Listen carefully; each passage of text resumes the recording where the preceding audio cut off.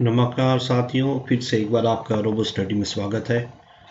आज जैसे हम ऑलरेडी दो चैप्टर्स पढ़ चुके हैं और पिछले चैप्टर में हमने एटम्स एंड मॉलिक्यूल्स के बारे में पढ़ा और देखा कि किस तरीके से एटम्स और मॉलिक्यूल्स आपस में इनके संरचना कैसे हुई है और विभिन्न वैज्ञानिकों ने उनके अस्तित्व के बारे में बताया। बहुत सारे फिलोसफर हुए और बहुतों ने तो ये भी कहा कि atoms is the invisible part, जिसको इनडिविजिबल पार्ट है एंड इनविजिबल पार्ट है, जिसको हम नेकेड आई से नहीं देख सकते हैं। ओके, इस चैप्टर लेकिन इसको आगे बहुत सारी रिसर्च हुई during 18 centuries and beginning of the 19 centuries. Okay, तो हम स्ट्रेट पॉइंट पे चलते हैं। ये चैप्टर स्ट्रक्चर ऑफ एटम में हम एटम्स की बारे बात करेंगे बेसिकली। सो एटम्स क्या है, हमने देखा कि एटम्स जो है दो फॉर्म में एग्जिस्ट होते हैं, या तो मॉलिक्यूल्स के फॉर्म में या तो in the form of ions, right. So हमने देखा था H+ आयंस, है ना, H2 मॉलिक्यूल्स बोले तो हम बोलते हैं H2 मॉलिक्यूल्स, है H2 मॉलिक्यूल्स और H+ ion, right. Okay, so either it's exist in the form of molecules or ions. Okay, तो अब ये क्या सचमुच में एटम्स इंडिविजिबल है? इसको क्या आगे विभाजित नहीं किया जा सकता? हाँ, तो ये ऐसी परिकल्पना को आगे साबित करने के लिए बहुत सारे, तो ये मैं डिस्कस करूंगा। पहले तो मैं आपको बता दूं कि एटम्स जो है, जो हमारे जो निष्कर्ष निकला कि एटम्स बेसिकली क्या है, वो 3 फर्दर सब डिवीजन है। तभी तो और भी रिसर्च हो रही है, फर्दर डिवीजन मिल रहे हैं। एक को हम इलेक्ट्रॉन बोलते हैं, दूसरे को प्रोटॉन एंड तीसरे को न्यूट्रॉन। सो एटम्स जो है आर मेड अप ऑफ 3 सब एटॉमिक पार्टिकल। एटम इंडिविजिबल नहीं है, एटम को आगे विभाजित किया जा सकता है। और फर्दर हम लोगों ने क्या पता लगाया कि इलेक्ट्रॉन जो होते हैं वो इलेक्ट्रॉन नेगेटिव चार्ज होते हैं, प्रोटॉन पॉजिटिव चार्ज होते हैं और न्यूट्रॉन में कोई चार्ज नहीं होता। ओके, अब आगे हम देखेंगे कि इनका क्या रोल है। इनका बहुत रोल है, आपने विस्तार में तो जरूर पढ़ा होगा। तो चूंकि इस क्लास की ऑब्जेक्टिव ही दूसरी है कि हम आपको सारे रिवीजन करवाएं और सारा कॉन्सेप्ट क्लियर करवाएं आप, लेकिन थोड़ा और भी पढ़ने के लिए विस्तृत से किसी किताब को फॉलो करें आप। तो ये प्रोटॉन, इलेक्ट्रॉन और न्यूट्रॉन जैसा हमने कहा, ये 3 स्मॉल पार्टिकल्स हैं, सब पार्टिकल्स हैं। ओके, सो एटम्स की अगर हम बात करें तो एटम्स के 3 सब पार्टिकल्स हैं, जिसको हमने बोला electron, proton and neutron, right.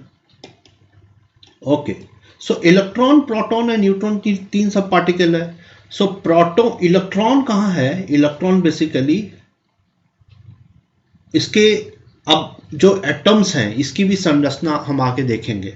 Okay, so basically ये छोटे छोटे कक्ष में, जिसको हम सेल्स एंड सबसेल्स कहते हैं, इसमें इलेक्ट्रॉन्स घूमते रहते हैं। तो सेल्स के चारों, जैसे मैंने यहाँ एक पिक्चर आपके लिए लगाया है कि जो सेल्स के चारों ओर घूमता है, ये बेसिकली इस तरीके से ही इनका संरचना होता है ना। जो चारों तरफ घूमते रहता है कक्षा के चारों ओर, वो होता है basically electron, right.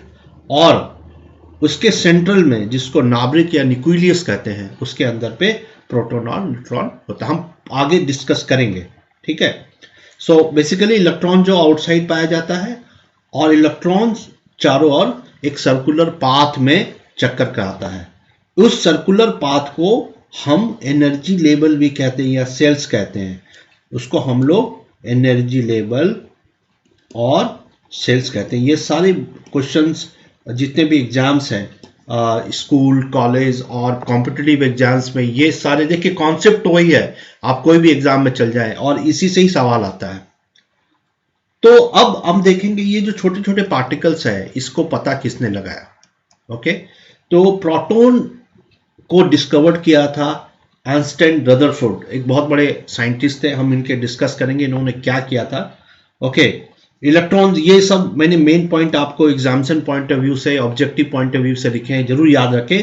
Proton were discovered by Ernest Rutherford, Rutherford साहब ने किया था। Electron was discovered by J Thomson and neutron was discovered by James Chadwick. ठीक है, जेम्स चैडविक साहब ने किया था। यहां मैंने आपके लिए एक छोटा सा टेबल डाल दिया है, ओके, जो टेबल आपको ये बताएगा तीनों के बीच में कि इलेक्ट्रॉन्स कहाँ रहता है। तो ये इलेक्ट्रॉन्स आउटसाइड न्यूक्लियस, न्यूक्लियस के चारों ओर रहता है, जैसे मैंने आपको बताया ये न्यूक्लियस हो गया है, ओके, और इलेक्ट्रॉन इसके चारों ओर चक्कर काटता है। फाइन। प्रोटॉन और जो न्यूट्रॉन है ये न्यूक्लियस में रहता है, यहां पर ही रहता है प्रोटॉन एंड न्यूट्रॉन। ओके, इस पिक्चर में भी आप देखिए ये सब प्रोटॉन एंड न्यूट्रॉन में। इनके चार्जेस हमने दे दिए हैं, इनके मासेस, इलेक्ट्रॉन -1 +1 0, और इनके मासेस भी दे दिए हैं। ठीक है, इसको आप कंठस्थ कर ले, याद कर ले, है ना, बाई हार्ट कर ले, because this are very very for important for the exam.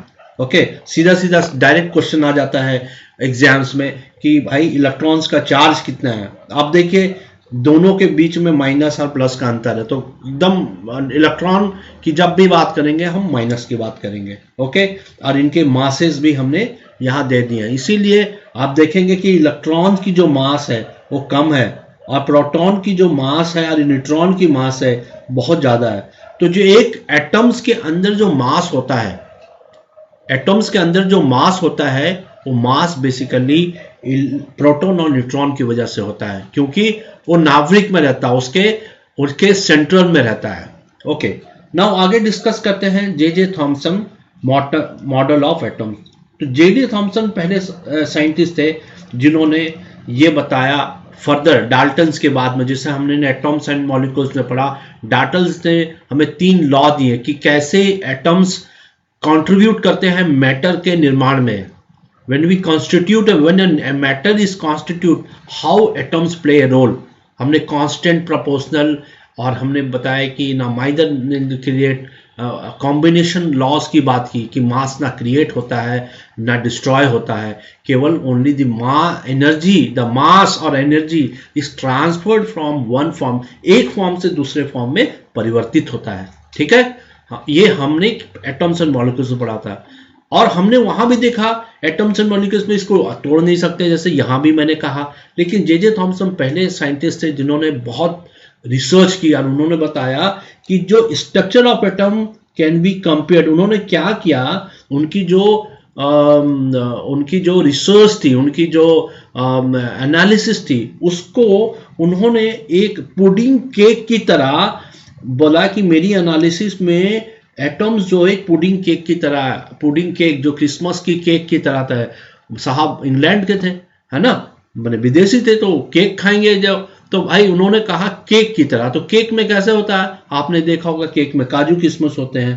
ठीक है, तो उन्होंने बोला एक केक की तरह है और ये जो छोटे छोटे हैं ये सब चार्ज पार्टिकल्स है और ये सारे एम्प्टी स्पेस है ना, क्रिसमस पुडिंग की तरह, है ना। और इनसाइड जो है वो पॉजिटिव स्पेयर्स है। उन्होंने क्या बोला कि जो एटम्स होते हैं वो पॉजिटिवली चार्ज स्पेयर्स होते हैं, in which electrons are embedded, उसमें इलेक्ट्रॉन्स एम्बेडेड होता है। फिर उन्होंने कहा एटम्स एक neutral as a positive negative charge, इन जो एटम्स होता है उसमें equal positive and equal negative charge होता है किसी भी एटम्स में। ठीक है ना, अगर उसमें 10 एटम्स में 10 इलेक्ट्रॉन्स हैं तो 10 प्रोटॉन्स होंगे, है ना। उन्होंने कहा कि दोनों मिलके ही एक एटम का निर्माण करते हैं। ओके, तो ये तो उन्होंने कहा। अब उसके बाद में एक नया उनकी ये इन्होंने बस इतनी बता के छोड़ दी। ओके, लेकिन उन्होंने बताया कि इन्होंने ये नहीं बताया कि इलेक्ट्रॉन्स जो है वो मूवेबल है या नहीं मूवेबल है, वो कैसे बिहेव करते हैं। ओके, तो क्रिसमस पुडिंग की जब भी क्वेश्चन आएगी तो आप क्रिसमस पुडिंग की जो बात है वो जे थॉमसन साहब ने की थी। Okay, now the Rutherford atomic model, Rutherford दूसरे साइंटिस्ट हुए। ओके, आप देखेंगे हमारे एनसीईआरटी में भी दिया है ई रदरफोर्ड। ये बेसिकली बहुत बड़े फादर ऑफ न्यूक्लियर फिजिक्स इनको कहा जाता है, फादर ऑफ न्यूक्लियर फिजिक्स से क्वेश्चन आता है हाँ, फादर ऑफ न्यूक्लियर फिजिक्स हम कहते हैं। किसको कहते हैं? हम इसको कहते हैं ई अर्नस्ट रदरफोर्ड को। ओके, तो रदरफोर्ड साहब ने बहुत किया। उन्होंने क्या किया? उन्होंने ये पता लगाने की कोशिश किया कि बेसिकली भाई ये होता है तो क्या होता है, फाइन, ये क्या होता है ना? तो इन्होंने ये पता लगाने की कोशिश की इसमें बेसिकली होता क्या है। तो एर्नस्ट रदरफोर्ड ने पता लगाने की कोशिश किया कि भाई जो हमारा इलेक्ट्रॉन्स है वो क्या है, ये मूव करता है या नहीं करता। तो उसके लिए उन्होंने क्या किया, एक गोल्ड फॉयल लिया, है ना। गोल्ड फॉयल मतलब एक पतला पतला सा बहुत थिन गोल्ड का एक फॉयल लिया सर्किल, और उसमें उन्होंने क्या की, एक एक्सपेरिमेंट किया। तो ये गोल्ड फॉयल एक्सपेरिमेंट की जब भी बात आएगी क्वेश्चन में तो रदरफोर्ड साहब ने किया था। रदरफोर्ड एटमॉर्टन, उन्होंने क्या किया, उस गोल्ड फॉयल में उन्होंने अल्फा पार्टिकल्स के बीम को ट्रांसफर भेजा, एक यहां सोर्स किया। एक रदरफोर्ड मॉडल की है, आप बस इतने ही जान ले इंपॉर्टेंट पॉइंट कि इसने क्या। तो जब उसने एक गोल्ड फॉयल में अल्फा पार्टिकल को बम्बार्ड किया, भेजा, तो उसने क्या देखा कि बहुत सारे जो अल्फा पार्टिकल थे वो क्या हो गए, वहां से आर पार हो गए। ओके, है ना। कुछ अल्फा पार्टिकल क्या हुए, अपना रास्ता बदल दिया, डिफ्लेक्ट हो गए, स्मॉल डिफ्लेक्ट हो गए, है ना, यहां के डिफ्लेक्ट हो गए, राइट। और 1000 में से 10,000 में से एक जो था अल्फा पार्टिकल वो वापस आ गया। ओके, अल्फा पार्टिकल क्या है आप को मैं ये बता दूं, ये एक सोर्स उन्होंने लिया जहां से जिसमें एक अल्फा पार्टिकल जो था, रेस था, वो उन्होंने यहां से भेजा। तो इससे क्या पता चला कि भाई यहां से कोई चीज, अगर मान लीजिए गेंद को आप दीवार पे मारते हैं तो गेंद वापस आपकी तरफ आती है। इसका मतलब क्या है कि वहां कुछ रुकावट थी दीवार में। क्या यहां भी कुछ रुकावट है?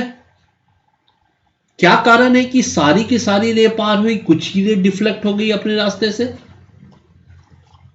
तो ये सब करने के लिए उन्होंने, जब ये एक्सपेरिमेंट उन्होंने किया, गोल्ड फॉयल के एक्सपेरिमेंट, तो उनके कुछ कंक्लूजन उन्होंने दिए। उन्होंने बोला कि जो atoms contains lot of unoccupied space, इसमें जो रेस पास हो गई, जो रेस पास हो गई अल्फा, इसका मतलब है कि ये भाई अगर मान लीजिए आप सड़क पे जा रहे हैं और बिना किसी रुकावट का आप आगे बढ़ जा रहे हैं, इसका मतलब क्या हुआ, कोई रुकावट नहीं है। इसलिए उन्होंने कहा कि बहुत सारे लॉट ऑफ अनऑक्युपाइड स्पेस हैं। Okay, fine.